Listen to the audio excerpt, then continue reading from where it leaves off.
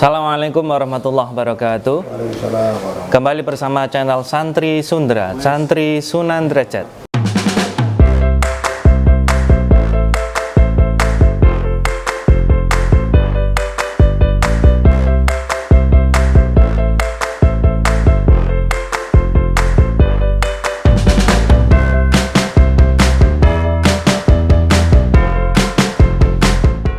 Kembali lagi di program favorit kita, yaitu Ngelopo, Ngobrol lan Poso bersama Ustadz Sutopo.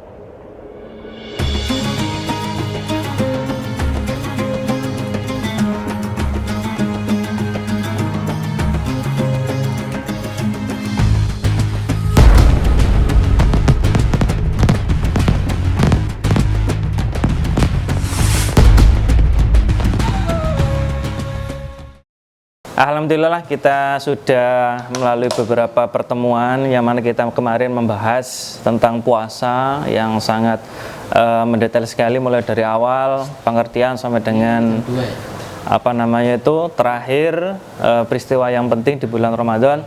Tentunya banyak sekali ilmu yang kita dapatkan dari narasumber kita, yaitu Ustadz Sutopo, mengenai ibadah, khususnya ibadah puasa.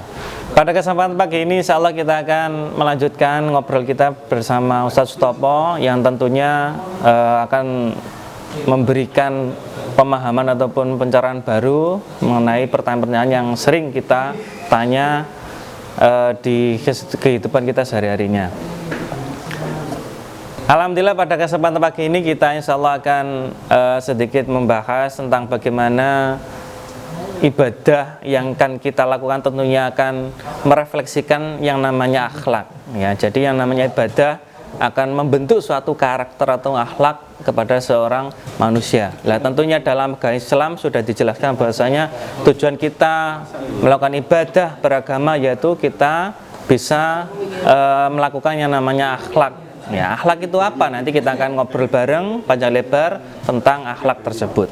Baik, langsung saja kita menuju ke narasumber tercinta kita, yaitu Ustadz Sutopo. Assalamualaikum. Waalaikumsalam. Bagaimana kabarnya? Alhamdulillah. Alhamdulillah, luar biasa sekali Ustadz Sutopo. Bagaimana jenengan kemarin sudah ngobrol panjang lebar dan juga sangat menarik sekali tentang ibadah puasa yang tentunya di bulan suci ini adanya suatu ibadah itu tentunya harus kita tahu kenapa kita melakukan itu dan apa yang akan kita dapatkan.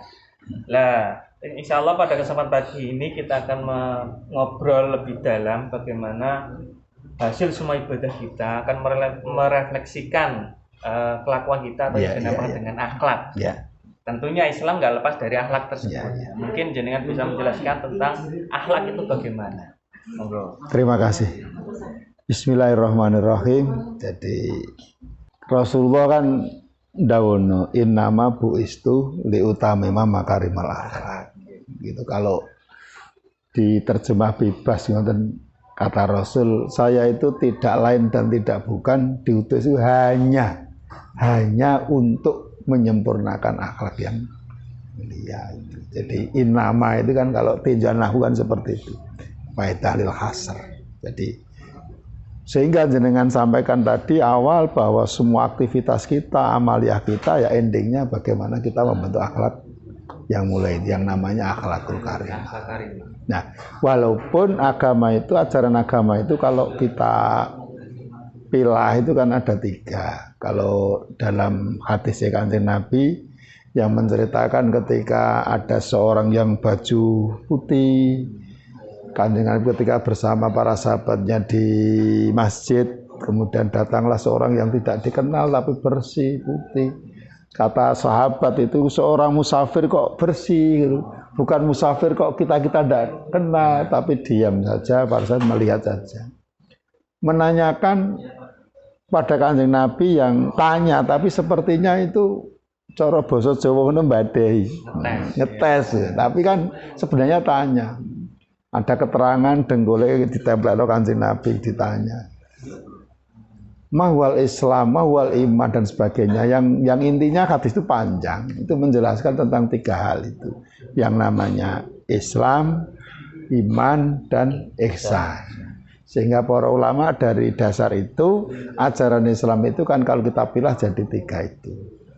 urusan yang kaitannya dengan akidah atau tauhid, yang namanya iman, ya. Kemudian yang kedua adalah syariah fikih yang bicaranya dalam rukun Islam yang salah satunya puasa itu. Nah, yang kita bahas ini adalah kaitannya dengan akhlak atau larinya ke tasawuf yang digambarkan yang namanya ihsan. Gambarannya garisnya ya antak butallah ka'annahu yarok. Kamu menyembah Allah seperti Allah melihat kamu. Kalau tidak bisa begitu ya kuali ya, kamu menyembah Allah kayak Allah, kamu itu melihat Allah. Kalau tidak bisa begitu ya dibalik kayak kita itu selalu diawasi oleh Allah. Nah itu nanti dikembangkan yaitu yang namanya akhlak mungkin di sana. Sehingga saya ulangi lagi, ajaran Islam itu nek dipilah ya jadi tiga itu. Ada yang namanya akidah, ada yang namanya syariah. Walaupun semua itu syariah, tapi tak dari sini syariah dalam tanda kutip fikih, ada yang namanya akhlak atau tasawuf. Nah, yang pada kesempatan ini kita mengobrolkan tentang akhlak itu salah satunya itu. Lah kalau akhlak itu mendefinisikan banyak definisi.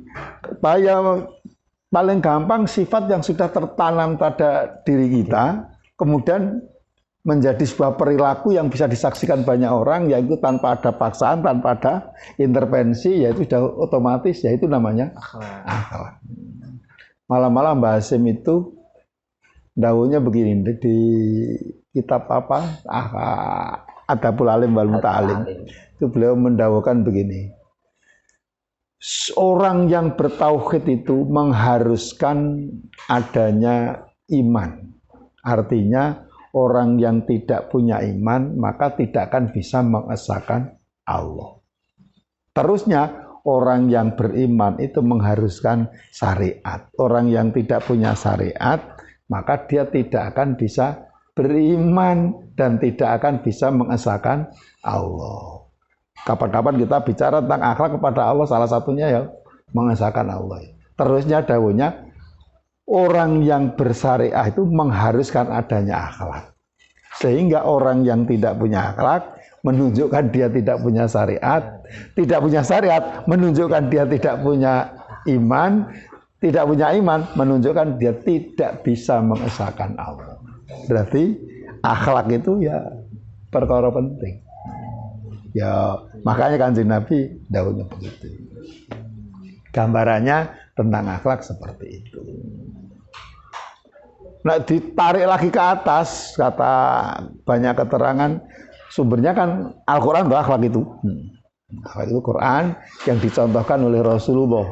Laqad kana lakum fi Rasulillahi uswatun hasanah. Tapi sumbernya kan dari Quran.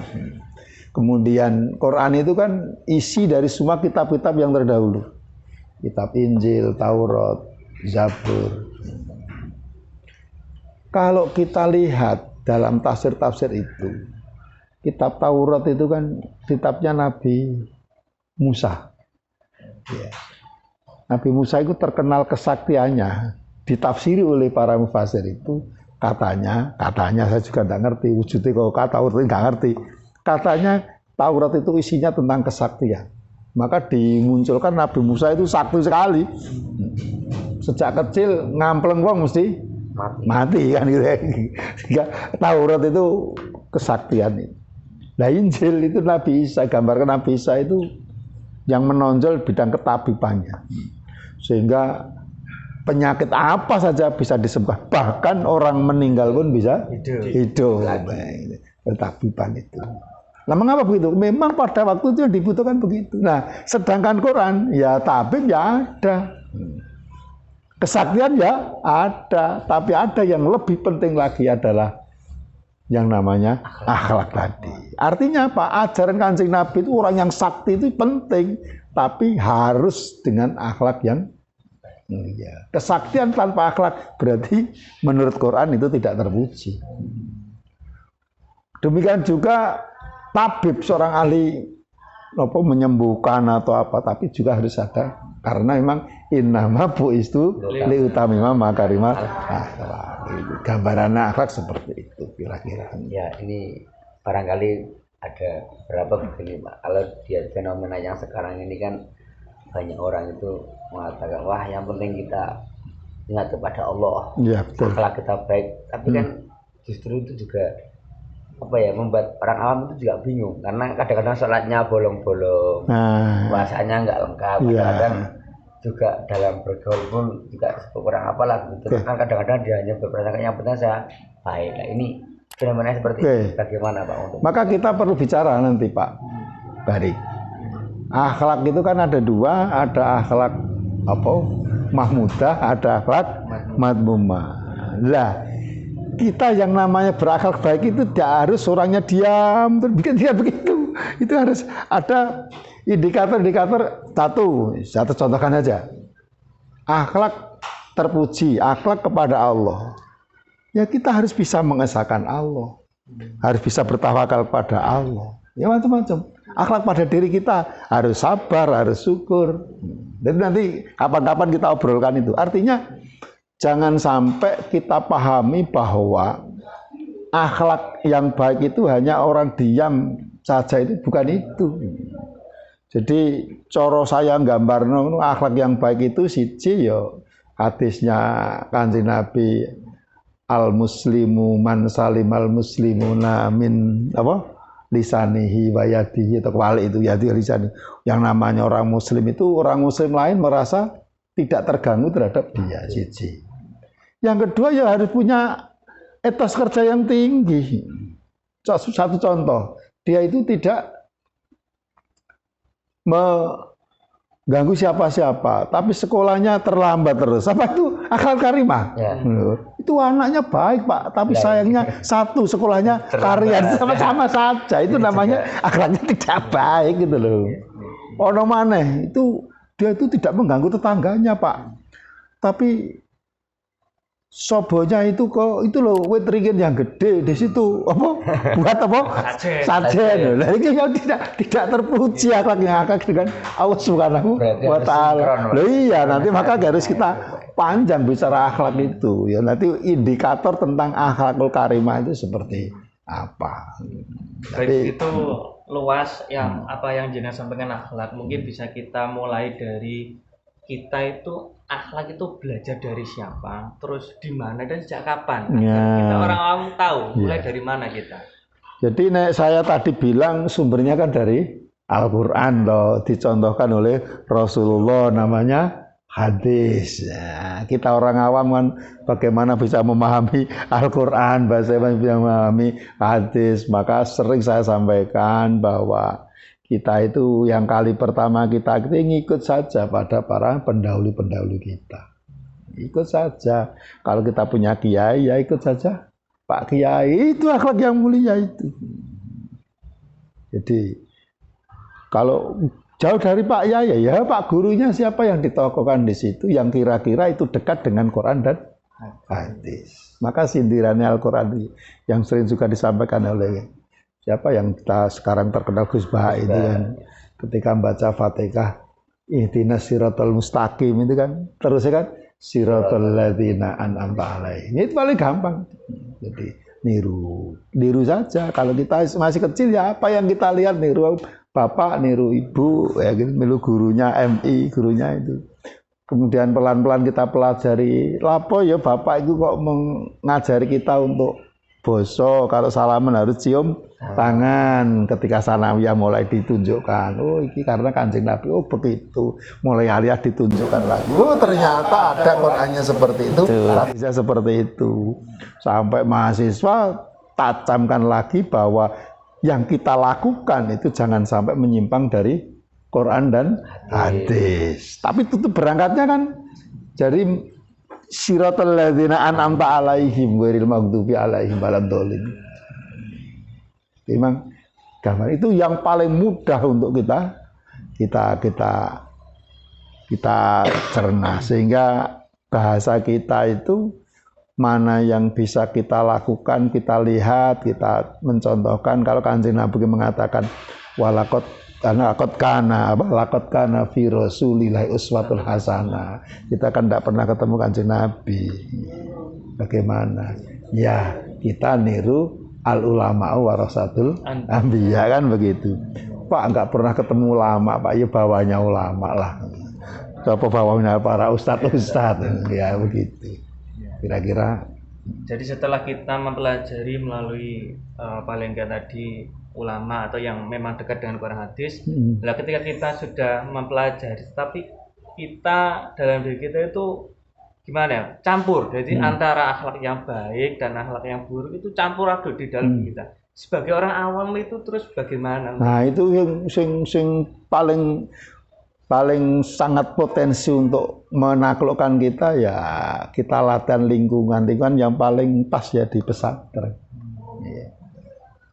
Di pesantren itu kan ya kadang-kadang kita terpaksa harus mengikuti teman-teman gitu ya. Oh ada apa ya lewat, oh teman-teman kok begitu ya, begitu. Oh, lihat, oh berjabatan dengan abaya, oh begitu caranya.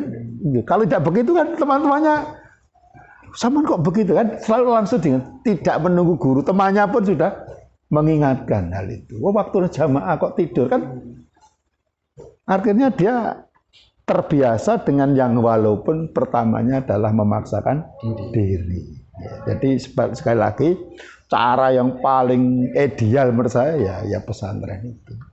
Pesantren itu ada Pak Kiai yang selalu mendoakan kita, bertanggung jawab dengan fasilitas kita, punya kepanjangan tangan namanya Ustadz yang mengajarkan. Misalkan tidak bisa ketemu langsung pada Pak Kiai, ada Ustadznya. Panjangan lagi urusan kesehariannya, ada pengurus-pengurus pondok, ada pengurus asrama yang setiap hari mendampingi. Saya kira itu yang paling cocok dan paling pas untuk melatih diri kita menjadi bahasa itu orang yang berkarakter ya, karakter. Ini solusi hari ini adalah untuk menanggulangi itu adalah pesantren insya Allah. Karena maka banyak ya kita kan sering ketemu wali murid itu ketika menjelang libur itu kan orang tuanya mulai susah, ini susah Pak nanti di rumah itu bukan begitu, tapi anaknya senang di rumah tapi orang tuanya susah di rumah. Jadi memang yang namanya tempat atau lingkungan itu sebagai pemeran penting untuk pembentukan penting. karakter. Jadi kalau saya tambahkan kesuksesan seseorang itu kan faktornya ada 3. 1 gen, jadi keluarga orang tua itu penting juga. 2 pendidikan, yang ketiga lingkungan. Karena pendidikan itu mungkin jamnya tidak terlalu banyak. Antara rumah kalau tidak di pesantren ya, antara rumah dan pendidikan ini kan ada yang namanya lingkungan. Nah itu ini maka ketika kalau di pesantren, nah ini sudah menyatu semua antara lingkungan dan pendidikan sudah menyatu. Jalannya itu aja sudah bermakna pendidikan, selalu diawasi terus. Tidurnya itu sudah pendidikan di pesantren. Tinggal orang tuanya yang namanya gen tadi, orang tua harus selalu berdoa, selalu ya itu urusan orang tua. Kira-kira begitu. Baik, Ustaz Sutopo, waktunya sudah mencapai batas akhir. Mungkin kita bisa bertemu lagi di lain kesempatan. Insya Allah, kita akan membahas lebih dalam tadi tentang akhlak itu. Ada akhlak tadi yang terpuji dan tercela. Mungkin bisa jenengan jelaskan di kesempatan yang lainnya. Terima kasih banyak atas hadirannya. Semoga bermanfaat untuk semua para penonton dan pendengar yang ada dimanapun berada. Terima kasih, Pak Sutopo.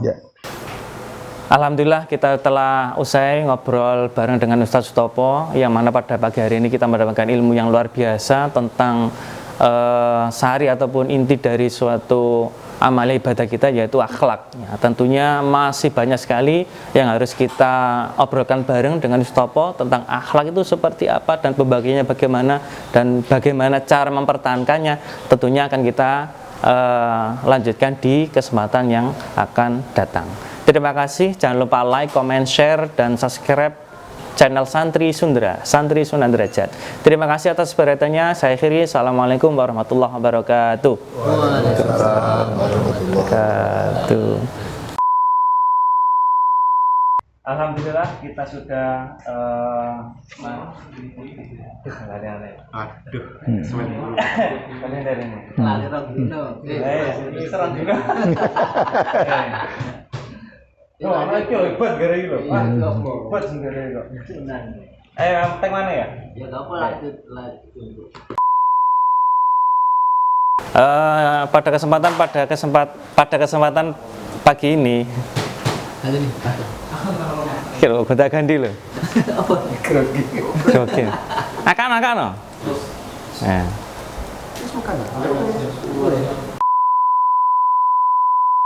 Ya, pada pagi hari ini tak fokus ini gitu. Cak ini gitu. Mas guys. Ngetulah lampu. Aduh. Iya. Vivo. Oke.